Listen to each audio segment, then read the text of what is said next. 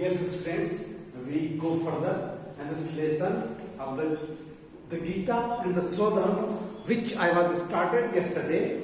Okay, I have taught you the biography of the writer and the central idea of the poem. Now we are going through the main part of the lesson and what is about the Gita. You know very well about that why did Gita was preached? Why Gita was preached? Gita preached क्यों की गई आप अच्छी तरीके से जानते हैं. During the Mahabharata war, when the path of the in the battlefield, path of the enemies, okay, met each other face to face. Okay, at that time, the Arjuna ordered to Lord Krishna, okay, to bring a fetch his own chariot on the center of the battlefield of the Kurukshetra.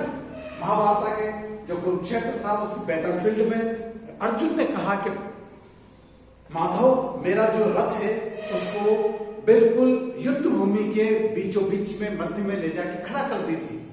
मैं देखना चाहता हूं कि जिन समय युद्ध करना चाह रहा हूं वे लोग है कौन. जब लॉर्ड कृष्णा उस चैरियट को उस रथ को वहां पर बीच सेंटर में सेटअप कर देते हैं तब अर्जुन सबको देखता है. किसको देखता है? सबसे पहले भीष्म पितामह को देखता है. ताश्री थे उसके, 4 फादर्स थे. फिर वो गुरु द्रोण को देखता है. आज कृपाचार्य को देखता है. उसके बहुत सारे ब्रदर्स थे उसके, कौरव ब्रदर्स को देखता है, रिलेटिव्स को देखता है. एंड सरेंडर, वो सरेंडर कर देता है कि मैं इनसे युद्ध क्यों करूं.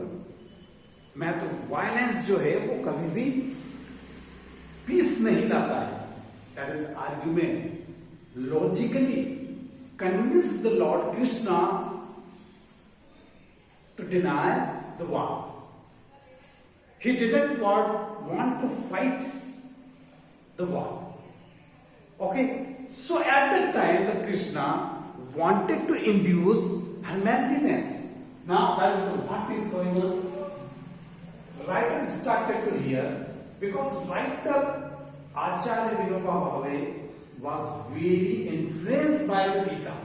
So he wrote the first sentence. What? The bond between me and Gita is very transcends. मेरे और गीता के बीच में जो संबंध है बड़ा ट्रांसेंड्स है. किसने कहा? आचार्य विनोबा भावे ने कहा जब उसका रिव्यू लिख रहे थे. And what? There is the little place for when you surrender somebody else. When अगर हम बात करें आस्था की, श्रद्धा की, विश्वास की, बिलीफ की, तब हमें लॉजिक और आर्ग्यूमेंट को सेपरेट कर देना चाहिए. इंटेलेक्ट को, जो brain, logic and arguments come from the brain. ये कहां से आते हैं? ब्रेन से आते हैं. लॉजिकली आप किसी भी चीज को कन्विंस कर सकते हो. ठीक है. प्रभु कहते हैं कि if you want to implement Gita in you और in your action, so there is you have to put your logics, very little place for logic and arguments and your intellect. Means आपको समर्पण जो करने वाली बात है. जब मंदिर जाते हैं, okay, we put join our hands together before a statue of a stone. In other words, I can say that is the only stone. That is logic. मैं पत्थर के सामने हाथ जोड़ रहा हूं, है ना, पत्थर के सामने. So ये लॉजिक हो गया. और पत्थर में if I assume a personification of the stone, that is the Lord Hanumana, Lord Rama, Lord Mahavira. Okay, that is the logic is separated from my, okay, whatever I might believe. मेरा जो logic है, मेरा argument है, वो मैंने उस पत्थर में मैंने भगवान को देख लिया. दैट इज द आस्था, दैट इज द श्रद्धा. और वहां पे लॉजिक और जो इंटेलेक्ट है वो क्या हो जाता है? वो सेपरेट चला जाता है. Same thing. यही इल्यूजन था अर्जुन को, वही इल्यूजन था कि सामने मेरे कौन है? भाई है, बंधु है, पितामह है, गुरु द्रोण है, सारे रिलेटिव्स है. मैं इनको मार के युद्ध जीत भी लेता हूं तो मैं कितना बड़ा पाप कर रहा हूं. उस इल्यूजन को निकालने के लिए उन्होंने इसको प्लेस किया था, little place of logic, relationship and tenderness. बस जब भी आप किसी को बिलीव करो तो लॉजिक एंड आर्ग्यूमेंट्स पे उसको आप मेजरमेंट कर लीजिए, उसको रियलिटी में आप उसको मेजर करके आप खुद को सेटिस्फाई कर लीजिए कि सामने जो है ना, उसको सेटिस्फाई करने के बाद फिर वहां पे फ्रीक्वेंटली लॉजिक को लाना वापस से उसी बात पर, वो गलत हो जाता है। समझ रहे हो? आपने किसी पे, मैंने आपको भरोसा कर लिया, ठीक है, आपने मुझ पे भरोसा कर लिया कि सर हमको 12th निकाल के ले जाएंगे, ठीक है, परिस्थिति ऐसी बनी कि आपको मुझ पर भरोसा ही नहीं, तो फिर गड़बड़ है ना। लॉजिक, आर्ग्यू, ये सभी दिक्कत करते हैं। अब लॉजिक कैसे चल रहा है मैं बताता हूं।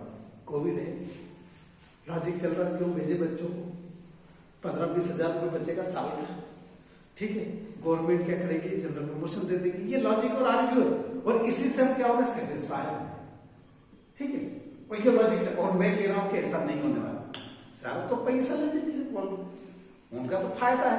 अब आपको मालूम है ना, ये लॉजिक और आर्ग्यू। पर अगर आप ये सोच लेते स्टार्टिंग से, whatever the sir says it is totally correct, I follow the sir and you will not hear, okay, there is no problem with you. आज आप गेदर हो गए, कल 2-4 और मिल जाएंगे, क्योंकि आएंगे ना, आपको क्या टाइम आ गया, ये हमें time.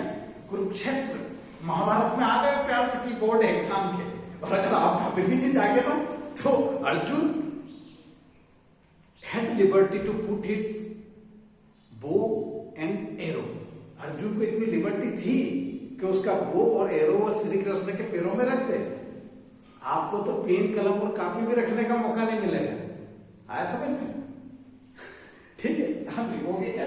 So that is the beyond the intellect. Intellect होता है बौद्धिक स्तर, बुद्धि, दिमाग जो काम करता है वो इंटेलेक्ट पे आता है। जो लोग बहुत ज्यादा इंटेलिजेंट होते हैं ना, वो हमेशा आर्ग्यू करते हैं, वो बहुत आगे नहीं जा सकते। मैं क्यों हाथ जोड़ू, बहुत बिल्कुल ऐसे रहते हैं, ठोके पड़ते हैं उनको, फिर वो सबके पास जाते हैं, हनुमान जी के पास भी जाएंगे, फिर गुरुदेव के पास भी जाएंगे, फिर दौड़ा भागी करेंगे, ये सब करेंगे। So the dream means of experimentation. वो कहता है कि ये बिल्कुल मेमोरी गई। Dream means of the experimentation. उन्होंने कहा कि मैंने गीता के साथ एक्सपेरिमेंट किया, ठीक है, वो उसकी बात करते हैं। Gita is the library of the writer. वो कहते हैं कि वो मेरी लाइब्रेरी है, मेरी सांसें हैं गीता। कौन कहता है? आचार्य विनोबा भावे कहते हैं, ठीक है। And I flow on the surface of the ocean. And Gita is a very, I am or anybody cannot explain the whole Gita at the perfect way. कोई भी व्यक्ति गीता का बहुत अच्छे से व्याख्या नहीं कर सकता, एक्सप्लेनेशन नहीं दे सकता, क्योंकि Gita is kind of ocean. इतना ओशियन है उसमें, each word has a vast meaning। उसका एक एक शब्द जो है वो इतना विस्तारित है, उसको आप कैसे उसको वो करेंगे, एक्सटेंड कैसे करेंगे, किस किस फील्ड में ले जाएंगे। गीता सब दूर पढ़ाई जाती है, ऐसा में सारी जितनी भी फील्ड है आपको जो नजर आ रही, उस सब में गीता का बहुत ज्यादा मीनिंग है। वो कह रहे कि वो तो ओशियन है, उसमें मैं तो ऊपर सरफेस पे ही मैं तैर लूंगा। इतनी बात कर, डीप जब मैं जाऊंगा, फिर वो कहते हैं and dive and rest deep in this ocean. मैं इसमें बिल्कुल पूरा उतर जाना चाहता हूं और इसी में रेस्ट करना चाहता हूं गीता में। बिकॉज कर्मण्येवाधिकारस्ते मा फलेषु कदाचन। क्या कहा है उसमें? अरे कर्म करते जा, तू फल की चिंता मत कर। जनरल प्रमोशन मिलेगा या नहीं मिलेगा, फीस भरना पड़ेगी या नहीं भरना पड़ेगी, अरे इसकी चिंता क्यों करता है?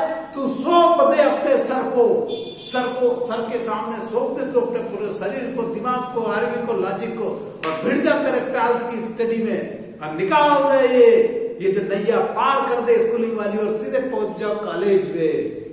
ऐसा मत वही कह रहा है, कर्मण्यवादी का रास्ते। यहां तो कर्मण्य सोशल मीडिया से हो गया है। क्या हो गया है? अब तो सिर्फ व्हाट्सएप, फेसबुक, इंस्टाग्राम, टिकटॉक है ना। फिर क्या फ्री फायर है? हमारा कर्म क्या है? फ्री फायर है। हमारा कर्म है पबजी है, ठीक है, क्यों यही चल रहा ना। फिर अभी देखा आपने पेपर में 2-3 दिन के पेपर, ठीक है, करते हैं बात। सो दैट इज कर्मण्येवाधिकारस्ते मा फलेषु कदाचन। हम कर रहे हैं कि नहीं, 5 अप्रैल से शुरू हुए, पढ़ाते जा रहे हैं, भले कोई पढ़े कि नहीं पढ़े, हम खाली क्लास में पढ़ा के और लेसन बना लेते और डालते जा रहे हैं। मालूम है कि क्या होना है, आराम बैठे हो बिल्कुल आराम से। दुर्योधन आएगा, पूछेगा आयुष में गदा उठाऊं कि नहीं उठाऊं, देखो मारो कि नहीं मारो, नहीं नहीं ऐसा नहीं होगा। दुर्योधन आएगा, परीक्षा नाम का दुर्योधन आएगा, आपको टचक देगा, उठा उठा के 2-3 सब्जेक्ट में सप्लीमेंट्री ले आएगा, ठीक है, तो गड़बड़ हो जाएगा, गिरी चौपट हो जाएगा। सो कर्मण्येवाधिकारस्ते फिर से चलते हैं। And Gita was told by the lord Krishna. सिर्फ कृष्णा ही टोल्ड कर सकते थे गीता को, गीता को वही पढ़ा सकते थे, दूसरे किसी में दम नहीं था। ऐसा समझ में, देखिए व्हाट एवर, अब why is it so, why was the Gita pleased, ये क्वेश्चन रेज होता है, गीता क्यों प्लीज थी?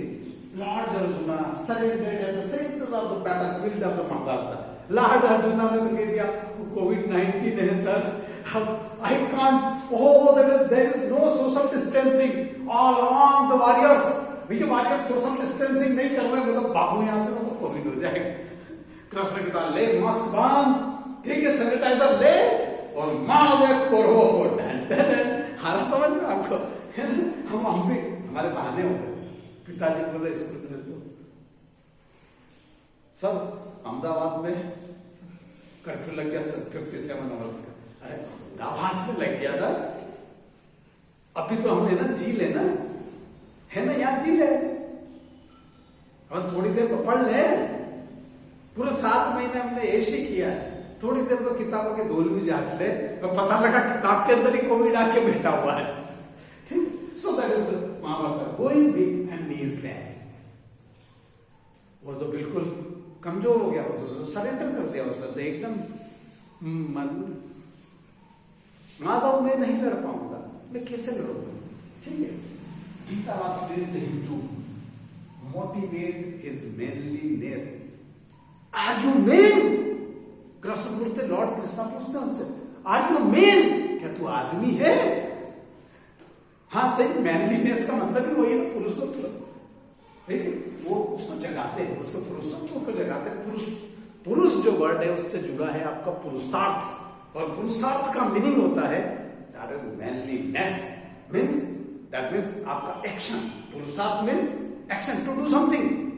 एंड मैं तो कहता हूं कि अगर आपके पास कोई काम नहीं है तो अपना शर्ट फाड़ दो, फिर सिलो, फिर शर्ट फाड़ो, फिर सिलो, ये क्या नाम कहेगा, बैठे से बेकार भले, कुछ तो कर लो, कुछ तो एक्सपीरियंस हो जाएगा शर्ट फाड़ने में और सिलने में। कुछ नहीं कर रहे तो चोरी कर, तो डंडे पड़ेंगे, पता लग जाएगा कि हाँ किसी की चीज बिना पीछे उठाते हैं तो पुलिस मारती, ये एक्सपीरियंस हो जाएगा, फिर आगे आप कभी नहीं करोगे। हाँ, सो दैट इज कर्मण्येवाधिकार, so and induce to fight in battlefield, means कर्म योग की बात की उन्होंने। कर्मण्येवाधिकारस्ते मा फलेषु कदाचन, तो कर्म किया जा, किए जा, फल की चिंता मत कर। वेदर आप पढ़ते जाओ, रिजल्ट की चिंता मत करो। Don't think about the yellow colour फोतरा, ऐसा समझ, मार्कशीट मिलती है उस पर चिंता मत करो। आप क्या कर रहे हो, आप कितना पढ़ रहे हो, कितना टाइम आपने दिया, आदित्य बाबू, है ना। सो दैट इज द वे। चलिए आगे पढ़िए।